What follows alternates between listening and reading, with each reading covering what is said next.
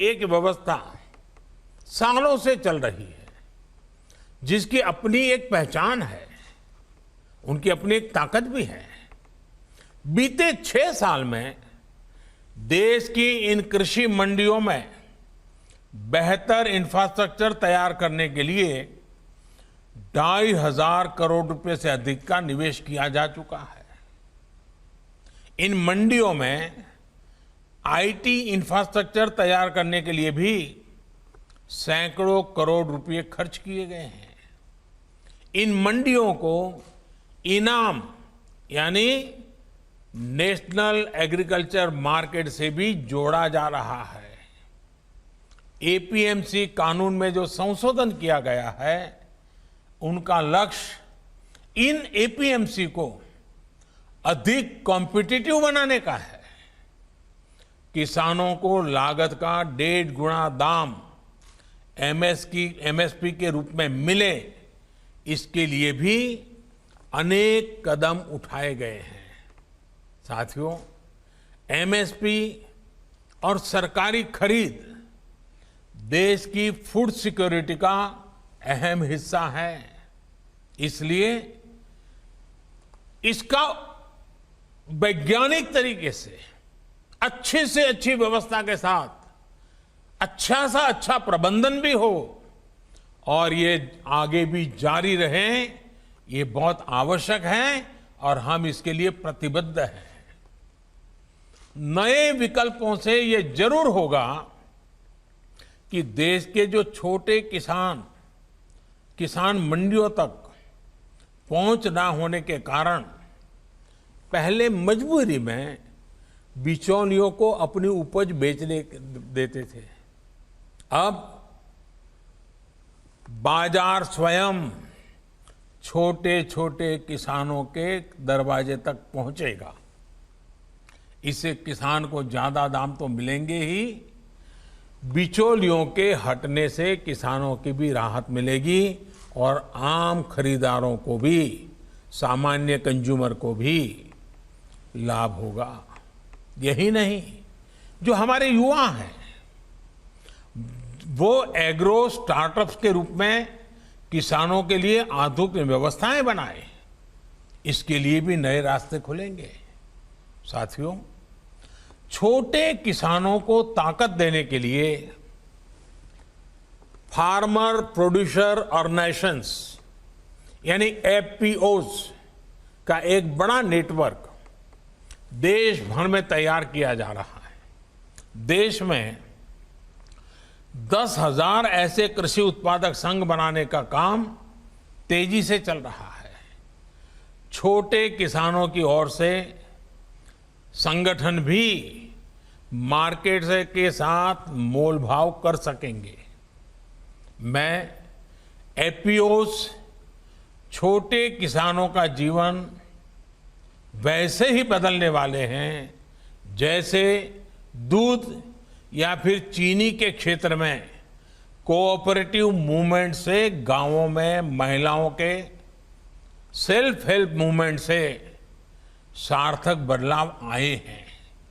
साथियों, भारत में अनाज की बर्बादी हमेशा से बहुत बड़ी समस्या रही है। अब जब एसेंशियल कमोडिटीज एक्ट में संशोधन किया गया है, इससे स्थितियां अवश्य बदलेगी। अब गांवों में बेहतर इंफ्रास्ट्रक्चर बनाने के लिए सरकार के साथ साथ दूसरों को भी ज्यादा मौका मिलेगा। इसमें भी हमारे एफपीओज की भूमिका अहम रहने वाली है। सरकार ने हाल में 1 लाख करोड़ रुपए का इंफ्रास्ट्रक्चर फंड लॉन्च किया है। इस फंड से एफपीओज भी गांवों में सप्लाई चेन और वैल्यू एडिशन कैपेसिटी तैयार कर रहे हैं।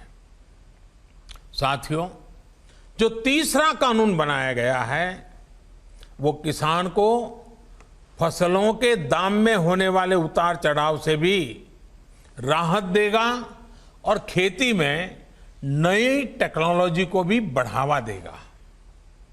इसके तहत किसान को ज्यादा विकल्प देने के साथ ही उसे कानूनी रूप से संरक्षण देने का भी काम किया गया है।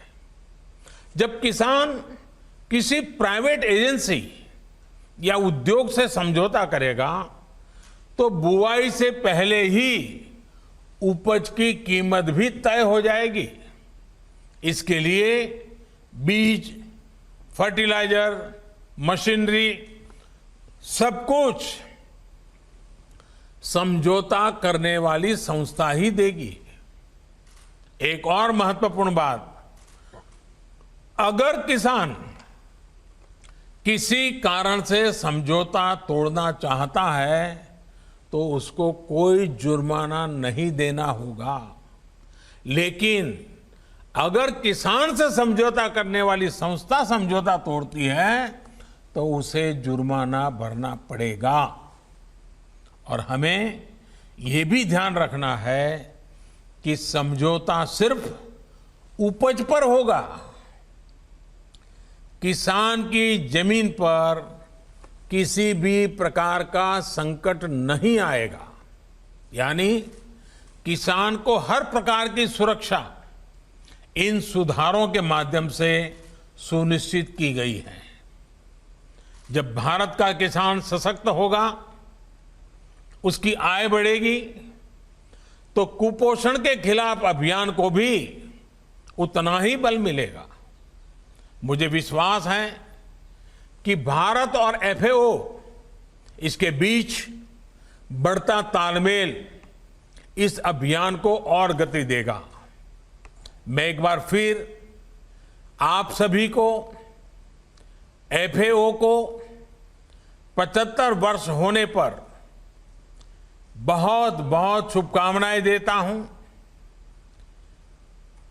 आपकी भी प्रगति हो और विश्व का गरीब से गरीब देश, विश्व का गरीब से गरीब नागरिक रोजमर्रा की जिंदगी की इन संकटों से मुक्ति प्राप्त करें। इसी कामना से पूरी शक्ति के साथ विश्व समुदाय के साथ काम करने के हमारे संकल्प को दोहराते हुए मैं फिर एक बार बहुत शुभकामनाएं देता हूं। बहुत बहुत धन्यवाद।